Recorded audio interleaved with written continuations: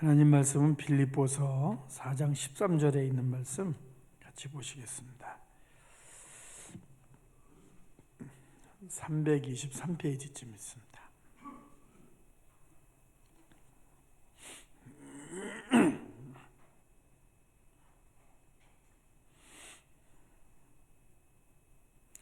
같이 한 목소리로 13절 읽겠습니다. 시작.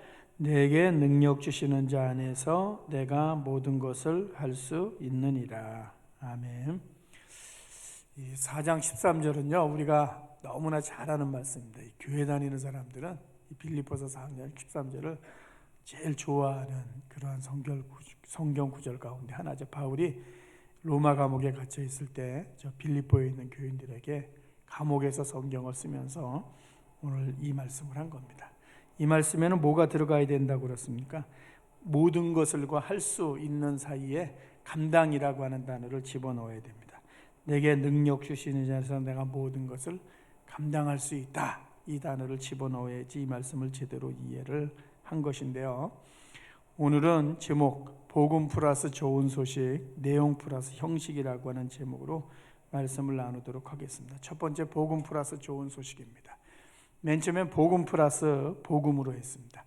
복음이라고 하는 단어는요, 하나님이 하늘에서 이렇게 딱 예수 믿는 신자들에게 신약 성경을 쓸 때 던져 주신 단어가 아닙니다. 신약 성경을 기록하면서요, 예수님이 우리에게 오셔서 우리의 죄를 용서해 주셨는데 예수님이 오신 것을 어떠한 단어로 표현을 할 것인가라고 할 때 유앙겔리온이라고 하는 복음이라고 하는 단어를 성경의 저자가 가져오게 되었는데, 이 복음이라고 하는 단어가 그 당시에는 전쟁에서 승리하게 되었을 때 승리의 소식을 전하는 것이 유앙겔리온이었습니다. 오늘로 이야기하면은요, 이거죠. 자녀가 학교 다니죠. 학교에서 좋은 소식을 들을 때, 또 일터나 직장에서 또 사업의 현장에서 좋은 소식을 들을 때 바로 유앙겔리온 복음이라고 이야기할 수 있습니다. 그러므로 원래 복음이라고 하는 단어 속에서는요, 오늘 예수 믿는 기독교인들이 이해하는 그러한 단어가 애초부터 있었던 것은 아니죠. 그러면 우리는 복음이라고 하는 단어를 둘로 이렇게 구분해서 이해할 수 있죠. 교회 다니는 사람들은 예수 그리스도가 십자가의 죽으심으로 말미암아 우리의 죄를 용서해 주신 그 사건, 그것이 우리에게 복음, 좋은 소식이 되었고 기쁨의 소식이 되었죠. 동시에 우리의 삶을 살아가면서 우리 모두가 삶의 자리에서 듣기 원하는 좋은 소식의 모습들은 우리 모두에게 있습니다. 살아가면서요, 나는 교회 다니기 때문에 예수 그리스도의 복음만으로 100% 돼라고 말하지만 삶의 자리에는요, 예수의 복음으로만 되어야 할 때가 있고요, 복음 플러스 좋은 소식으로 되어야 할 때가 있고요, 세상의 좋은 소식으로만 살아가는 삶의 모습들이 삶 속에는 있습니다. 예를 들어서 히브리서 11장에 가면은 예수 믿고 나서 고난을 많이 당했던 사람들의 모습이 나오고 있습니다. 핍박이 얼마나 심했는지 산속에 들어가고서 토굴에 숨기도 하고요, 이 톱으로 몸이 잘려서 죽는 그러한 일들이 그 당시에 예수 믿었던 사람들에게는 많이 있습니다. 저들이 그 어려움 속에서 예수를 믿으면서요, 우리 아들이 학교에서 좋은 소식을 듣기를 원합니다, 직장에서 좋은 소식을 듣기를 원합니다 하는 생각을 할 수 있는 마음의 여유가 저들에게 있지는 않죠. 예수 믿기 때문에 그 다음 순간 죽음이 오면 어떻게 하나 하는 불안감과 공포감이 예수를 믿지만 저들에게 있죠. 저들이 모여서 예배를 드릴 때에는요, 여러분 기도합시다, 우리의 자녀들로부터 아니면 직장에서부터 좋은 소식이 있도록 기도합시다, 그런 기도하지 않죠. 예수 그리스도의 복음으로만 이 어려움을 잘 이기게 해주십시오라고 기도를 하겠죠, 저들은. 그러므로 신약 성경이 쓰여지거나 그 이후의 시대에 예수를 믿으면서 극심한 핍박과 박해와 순교에 직면했던 사람들, 저들은요, 이렇게 이야기할 수 있죠. 복음으로만 살았던 자들이다 라고 말할 수 있겠죠. 그럼요, 그 다음 이겁니다. 노아 시대의 사람들, 저들은 노아가 세상이 멸망할 거야 라고 외쳤지만은요, 전혀 믿지를 않았죠. 그리고 이 땅을 살아가면서 예수 믿지 않는 사람들, 불신자들과 비신자들이 있죠. 이들은요, 세상의 좋은 소식을 전체로 알고서 전부로 알고서 살아가는 그러한 사람들이기 때문에요, 믿는 사람과 믿지 않는 사람의 차이점은 무엇이냐면 이생과 내생이라고 하는 것. 교회 다니는 사람은 이생 플러스 내생이라고 하는 것을 이 두 개의 세계관을 가지고 살아가지만은요, 예수 믿지 않는 사람들에게는요, 이 생이 끝이죠. 그러므로 이 땅에서 잘 되는 것이 삶의 끝이기 때문에 그 다음의 삶에 대해서는 생각하지를 않죠. 저들도 좋은 소식에 대한 기대감을 가지고 있는데 그 좋은 소식이 이 땅에서 일어나는 일로 끝나는 것이고 영적인 것과는 연결되지 않는 삶을 살아가죠. 우리의 삶은 어떠한가? 우리의 삶은 복음 플러스 복음이죠. 영적인 복음 플러스 생활 속의 좋은 소식으로 우리의 삶은 이루어져 있죠. 이게 정답이죠. 그런데 만자를 쓰지 않은 것에 주목해야 되는 거죠. 예수 그리스도의 복음과 삶 속에서의 복음이라고 하는 것은요, 50대 50이 아닌 거죠. 이 마태복음의 말씀대로 하면 예수님이 시험 받으실 때 말씀과 떡이 50대 50이 아니죠. 우리가 잘 아는 성경, 먼저 그 나라와 그 의를 구하라고 하는 이 말씀은요, 이렇게 말씀드렸죠. 먼저 하나님의 나라를 구하면 세상 것을 주님이 채워주십니다. 이러한 의미가 아니라고 그랬죠.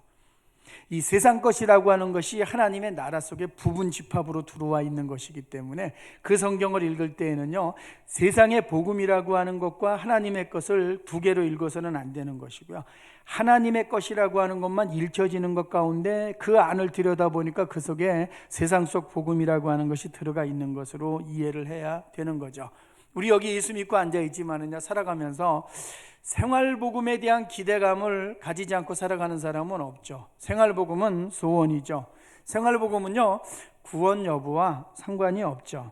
그러나 살면서는요, 꼭 필요한 것이죠. 이거죠. 난 예수 믿기 때문에 그런 건 필요하지 않아. 예수 그리스도의 복음만으로 나는 좋게, 그러할 때가 있죠. 살아가면서는요. 그러나 우리 대부분이 살아가는 일상의 삶이라고 하는 것은요, 복음 플러스 복음으로 이루어져 있죠. 믿음이 약해질 때, 마음이 아플 때, 힘들 때 언제인가 한번 잘 보시면은요, 믿음 생활에 흔들리고 있어 라는, 믿음 때문에 삶이 흔들린다고 대부분 생각하기도 하지만은 그렇지는 않습니다. 지금 내가 발을 디디고 있는 생활 속에서 좋은 소식을 들어야 되는데 듣지 못하게 될 때예요. 이 신앙생활이 흔들리는 경우가 우리 모두에게 있습니다. 흔들리면 안 되는데 라고 말하지만 인간은 살아가면서요, 생활 속 복음이 영적인 복음을 약하게 만들거나 흔들거나 하는 일들은요, 우리의 삶 속에 있죠. 그래서 세상 사람들이나 그리스도인이나 살아가면서요, 살아가면서 좋은 일들이 좀 가득했으면 좋겠어요 라는 것은요, 그것이 마음이라든가 영혼의 모습까지 이 좌우할 수도 있는 영향력을 우리에게 미치기 때문에 그러하죠. 오늘 아침 교회 오면서 기도하셨죠. 뭐 기도하셨습니까? 예수의 복음으로만 살아갑니다 라고 기도하신 것뿐만 아니라 지금 내가 하나님 앞에 기도해야 되는 간절한 소원과 소망이 무엇인가에 대해서 분명히 기도하셨을 겁니다. 그렇게 기도해야지 그게 제대로 된 신자의 모습이라고 하는 것을요, 우리 모두 잊지 말아야 되는 겁니다. 그러므로 우리가 죽을 때까지 우리의 삶이라고 하는 것은요, 영적인 복음과 생활 속 복음이라고 하는 것이요, 늘 같이 가게 되어 있습니다. 그러면 여러분 지금 생각하십시오. 내가 지금 제일 힘들고 어려운 것이 무엇인가 하면요, 성경 안 읽어서, 기도 안 해서, 예배 못 드려서 그것이 나를 힘들게 할 수도 있죠. 그러나 정말 힘든 것이 뭔가 그러면요, 그겁니다. 그거 오늘 기도하신 거 아니겠습니까? 교회에 오셔서. 바이러스 시대를 겪으면서요, 맞아, 이때는 우리가 여러분 복음으로만 버텨가야 될 줄 믿습니다 라고 말하면 모두가 아멘 하지만은요, 이전보다 더 뒤에 있는 복음에 대한 간구가 우리 속에 많아졌다고 하는 것도 들여다보고요, 나는 왜 기도하면서 그런 것들을 더 많이 기도하고 있지라는 생각이 들 때요, 믿음이 형편없나 라고 생각하시지 말고요, 나에게는 더 큰 소원의 모습으로 남아있구나 라고 꼭 생각하시라는 겁니다. 이게 균형이죠. 이게 조화로움이고요, 이것은 모든 신앙인이 살아가면서 꼭 필요한 부분이죠. 그것이 오늘 우리가 나누는 복음 플러스 좋은 소식, 그 제목에 대한 나눔입니다. 그 다음에 두 번째, 내용과 형식입니다. 예를 들어서 말씀드립니다. 여러분, 내용은 학교로 이야기하면 뭡니까? 배움에 해당되는 거죠. 배움이라고 하는 것은 내용이고 본질이죠. 학교에 다니는. 형식은 이거죠. 배움을 위해서 존재하는 것들이죠. 학교에 가면 건물이 있죠. 행정반이 있죠. 식당도 있죠. 그거는 다 형식이죠. 필요한 것들이죠. 군대에 가면요, 근무지원대라고 있습니다. 이건 제 나름대로의 해석입니다. 근무지원, 그러면 근무는 뭔가 라면요, 근무를 지원하는 부대가 근무지원대죠. 보급 같은 겁니다. 군수 같은 것도 해당이 될 수가 있죠. 근무는 뭡니까? 군인에게 전투죠. 전쟁에 나가서 승리하는 거죠. 날마다 전투가 일어나지는 않지만은요, 전쟁에 나갈 준비를 늘 하고 있는 거죠. 그게 군인들에게 근무죠. 회사의 영업사원들에게는 영업이 내용이죠. 가장 중요한 본질인 거죠. 전투는 군대의 메인이죠. 근무 지원이라고 하는 것은요, 전투 부대를 지원하는 부대죠. 그거는 형식에 해당하는 거죠. 중요하지만은요. 그러면 이것도 여러분 잘 생각하십시오. 성경을 읽어가거나 삶을 바라보면서 여기에도 세 가지가 필요하죠. 첫 번째, 내용만 있는 경우. 두 번째, 내용과 형식이 같이 가는 경우. 세 번째, 형식만 있는 경우로 구분되죠. 내용만 있는 경우는 이거죠. 천막 속의 학교죠. 전쟁 때 건물이 부서졌죠. 공부는 가르쳐야 되죠. 부산의 피신 같죠. 천막을 만들었죠. 그리고 거기서 가르치죠. 아무것도 없죠. 공부를 도와줄 만한 요소가 거의 존재하지 않는 상태에서, 그러나 내용과 본질이라고 하는 것은 유지해 가는 거죠. 신앙으로 이야기하면 로마 시대 카타콤의 신자들이죠. 지하 무덤에서 저들이 예배를 드렸죠. 죽음을 각오하고 거기에 들어갔죠. 수도원의 수도사들이죠. 세상의 가치를 뒤로하고 들어가죠. 경건의 끝이 무엇인가를 확인하기 위해서 고행까지도 마다하는 삶을 살아가죠. 저들에게 있어서는요, 오늘 내 집을 어떻게 치장할까 하는 것, 그것은 더 이상 저들이 지금 겪고 있는 상황에서는요, 필요한 가치가 아니죠. 그걸 다 뒤로 한 것이죠. 참 어려운 결단이고 힘든 거죠. 적당한 누림이라고 하는 것이 삶에 있어야 됨에도 불구하고요, 그거 없이 살아가는 삶의 모습인 거죠. 이런 말씀 드렸습니다. 전방부대에 배치된 적이 있습니다. 주일에 교회 가기가 어려웠습니다. 못 가는 날은 라디오로 예배했죠. 시간이 좀 지나고 나서 적응하게 되었을 때에는요, 주일 이 토요일 날 밤새도록 근무한 그 군인들이 잠을 자야 되는데 교회 갈 사람 있니 하면은요, 몇 명 나오면 그 아이들하고 함께 민간교회 예배에 참석을 했죠. 물론 매주 나가지는 못했죠. 그때 그 예배는요,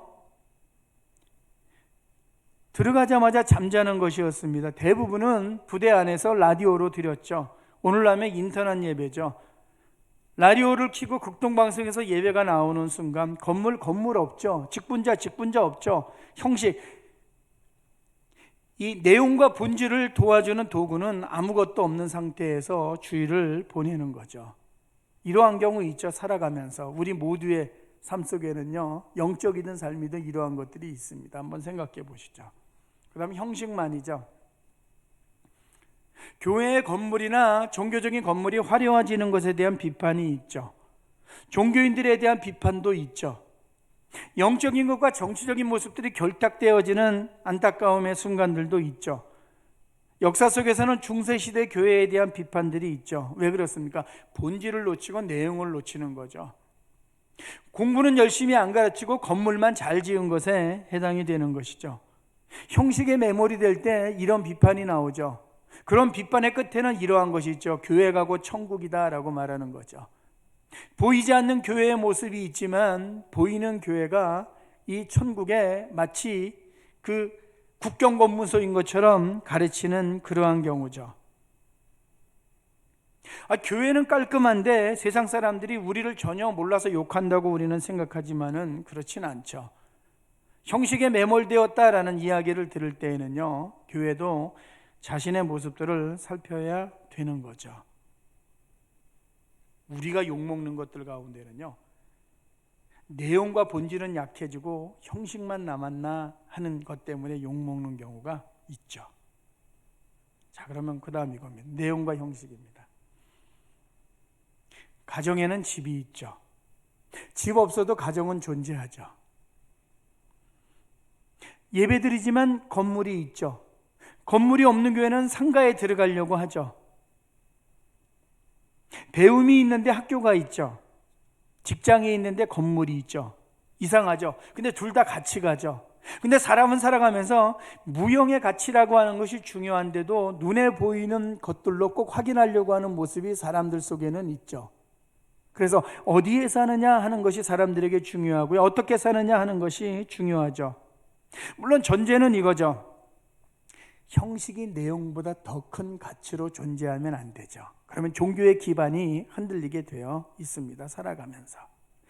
그러나 생활이 풍족해지면은 형식도 화려해지게 되어 있죠.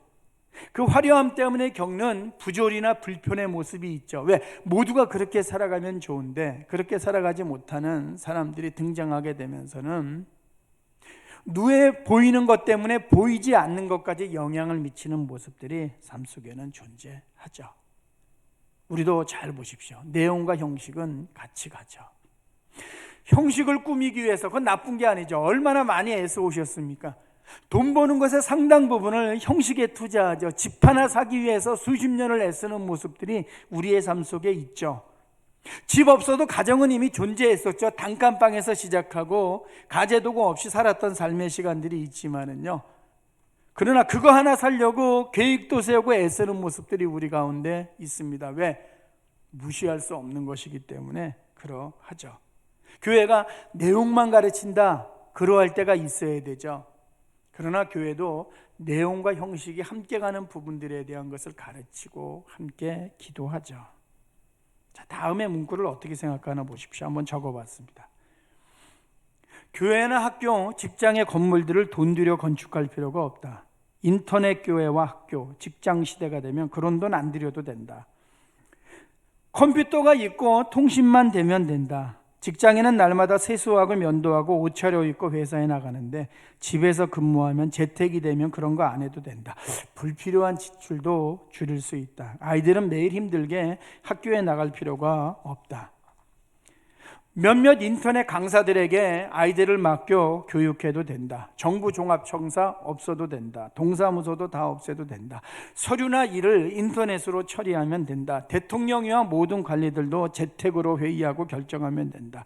새로운 세상이다. 새로운 세상이고 변하다. 이렇게 주장하는 사람도 나왔습니다. 지지난주엔가는. 인터넷 예배가 종교개혁이다. 그 의미가 무엇인지는 이해할 수는 있습니다. 예배당 중심으로만 모였었는데 보이지 않는 인터넷을 통해서 예배드리는 것은 예배의 혁명이기 때문에 이것은 새 시대에 떠도는 종교개혁이다라는 주장인데요. 그건 조금 더 나간 주장이더라고요. 왜? 장소에 대한 고민일 뿐이지 그것 자체가 종교개혁이다라는 단어를 쓰기에는 좀 그렇더라고요. 그럼 다른 글입니다. 제가 이것도 한번 써봤습니다. 짧게. 건물과 같이 가지 않는 정치와 경제가 있나 봐라. 집과 함께하지 않는 가정이 있나 봐라. 왜 집을 구하려고 애들을 쓰나? 공간과 같이 가지 않는 교회가 있나? 필요한 공간이 제약인가? 생각해 보십시오, 여러분. 신앙생활이든지 뭐든지요, 생각이 들기 시작하면 한쪽 극단으로 가는 경우가 있습니다. 건물 필요 없지. 저는 개인적으로는 정상이라고 생각하지는 않습니다. 왜냐하면요, 우리의 삶이 건물과 가정, 건물과 일터, 건물과 교회가 함께 가야지만이 우리는 정상이라고 생각하는 사고의 틀 속에서 살아가는 사람들이기 때문에 그러합니다. 문제는 뭔가 어느 정도로 화려한가, 지나친가 하는 부분에 대한 비판은 받아야 되는 거죠. 그러면 이런 말씀 나눈 적이 있습니다. 교회는 공간이 없어도 된다. 그러나 가정도 집이 필요한 것처럼 교회도 공간과 건물이 필요하다. 갖는 것이 죄악이나 문제가 아니다. 지나친 과도함이나 화려함, 상식을 넘어서는 것이 문제다. 이건 맞죠. 이 부분은 교회가 새겨야 되는 거죠. 자, 이제 우리가 겪고 있는 현실입니다. 예배당 예배와 인터넷 예배를 좌우에 두고 논쟁할 필요 없죠. 장소의 문제죠. 학교와 학원을 두고 논쟁을 할 필요가 없죠. 직장과 재택을 좌우에 두고 논쟁할 필요가 없죠. 문제는요, 좌우에 둔다고 하는 겁니다. 이겁니다. 상황이 정상이 되면은 사람들은 무너진 집부터 세우죠. 가족이 있다는 것에 기뻐하는 것으로 끝나야 되는데 전쟁이 끝나고 돌아와서는 무너진 것부터 세우죠. 학교부터 세우죠. 건물에 집착해서가 아니죠. 상황이 정상이 되면 인터넷 예배는 예배당 예배보다 먼저가 되지 않죠. 인터넷 강의가 학교보다 먼저가 되지 않죠. 기회나 시간을 가질 수 없는 사람들에게 인터넷은 함께함을 보여주는 수단과 역할로 존재하죠. 이거죠. 그러므로 복음과 복음 꼭 한번 생각하십시오. 오늘 집에 가서. 그 다음에 내용과 형식 오늘 꼭 생각하십시오. 인터넷 예배는 천막 속의 학교와 같죠. 집에서 방 하나 가지고 시작한 직장과 같죠. 그러나 중요한 것은요, 인터넷 예배는 핍박 시절에 카타콤은 아니기 때문에 게으름이 올 수 있죠. 전쟁 시절에 천막이 아니기 때문에 예배의 간절함이 약할 수 있죠. 이런 거죠. 예배자가 마음으로 신신과 형식을 지켜가야 하는 과제가 거기엔 주어져 있죠. 그럼 오늘 말씀입니다. 내게 능력 주신 자 안에서 모든 것을 할 수 있다. 바울은 감옥에서 이 말씀을 쓰고 있죠. 그럼 여러분, 군인은 전쟁터에서 이 말씀을 붙잡겠죠. 절박하겠죠. 학생은 학교나 자습실에서 이 말씀을 붙잡겠죠. 내게 능력 주신 자 안에서 모든 것을 할 수 있다. 카타콤의 신자들은 그 옛날에 지하 무덤에서 이 말씀을 읽는 것이 아니라, 왜? 글이 비쌌으니까 파피루스가 외우면서 힘을 냈겠죠. 근데 이겁니다. 우리는 주일 아침 거실에서 이 말씀을 붙잡아야 되죠. 싸움은 더 치열한 거죠. 여기에 오면은 왔다고 하는 안도감이 우리 안에 있죠. 그러나 집에서 있을 때는 그 부분과 싸워야 하는 모습이 우리에게 있죠. 군대 시절 2시간은 걸어서 교회 갔습니다. 예배가 시작되면 바로 잠들었습니다. 자러 가나 하는 생각이 들었습니다. 이러면 뭐하러 가나 하는 생각이 들기도 했습니다. 그러나 그날 2시간 걸었던 기억들은요, 라디오가 해결해 줄 수 없는 의미가 분명히 있었고, 시간이 지나갔지만 아직도 기억 속에 남아 있죠. 형식은 내용을 돕는 도구고요. 우리는 내용과 형식이 함께 가는 현장을 소망하죠. 이스라엘 사람들은 싸웠습니다. 왜? 사마리아 지역에 사는 유대인들 때문에 그러했죠. 혼혈아들이 태어났죠. 나라가 멸망되고 인구 이주 정책으로. 우리는 예루살렘에서 예배하는데 사마리아 사람들도 예루살렘에 와서 예배하기를 원했죠. 예루살렘은 이미 나라가 없어지고 나서 종교의 중심지가 되었죠. 다른 지역의 유대인들이 거부했죠. 너희는 혼혈아가 태어났기 때문에 우리와 같은 혈통이 아니야. 저들이 할 수 없이 그리심이라고 하는 산에 성전을 세웠죠. 장소의 문제죠. 예배당인가 인터넷인가 개혁의 문제가 아니고 장소의 문제죠. 불필요한 논쟁이죠. 우리의 소원은 무엇입니까? 내용과 형식을 동시에 붙잡는 그러한 시절이 다시 한번 왔으면 하는 거죠. 이럴 때 교회들 메시지에 이런 게 있을 수 있습니다. 여러분, 내용만입니다. 카타콤의 신자들을 보십시오. 히브리서 11장에 핍박받은 사람들을 보십시오. 이 본질입니다. 내용과 형식이 함께 가야지 우리는 안도하죠. 그게 우리의 삶이죠. 그러므로 이 시절 교회의 메시지는요, 교인들을 또 다른 한쪽 끝으로 끌고 가면 안 되죠. 일상적이었던 삶의 모습 가운데 우리에게 아쉬움으로 남아있는 것들이 무엇인가 하는 것을 이야기하면서 그 정상을 위해서 기도할 수 있도록 해줘야 되는 거죠. 결론입니다. 무엇을 기다리십니까? 무엇을 기대하고? 복음 그리고 좋은 소식을 기다리지 않습니까? 무엇을 소망하십니까? 내용과 형식이 보조를 맞추어가는 모습 아니겠습니까? 이거죠. 간절한 소원이 무엇과 관련된 것입니까, 여러분? 형식과 관련된 것이죠. 지금은 생활 속의 좋은 소식과 관련된 것이죠. 그 기도 포기하지 마십시오. 그건 욕심이 아닙니다.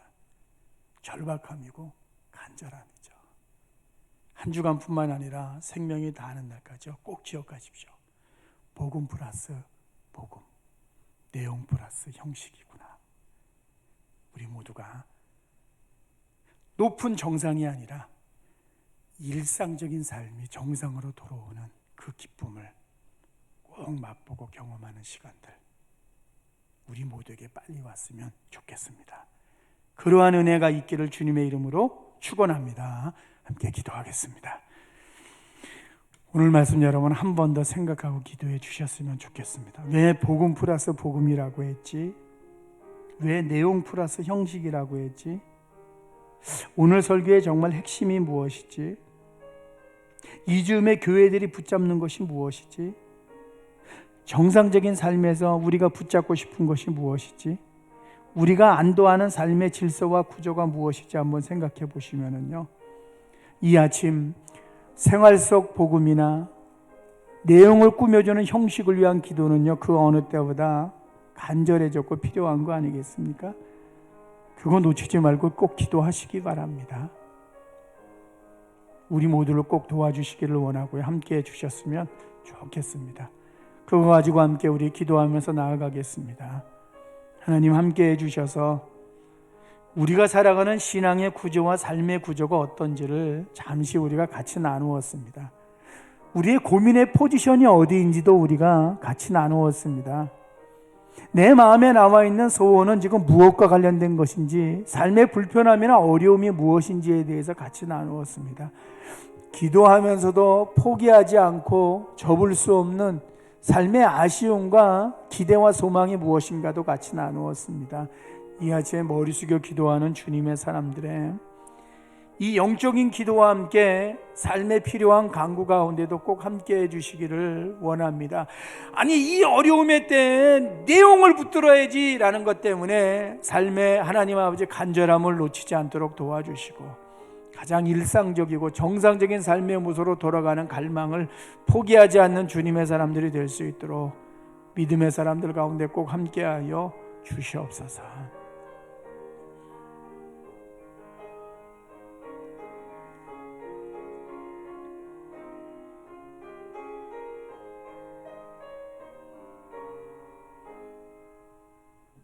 주님, 우리 모두가 수도사가 아닙니다. 일상이 있습니다.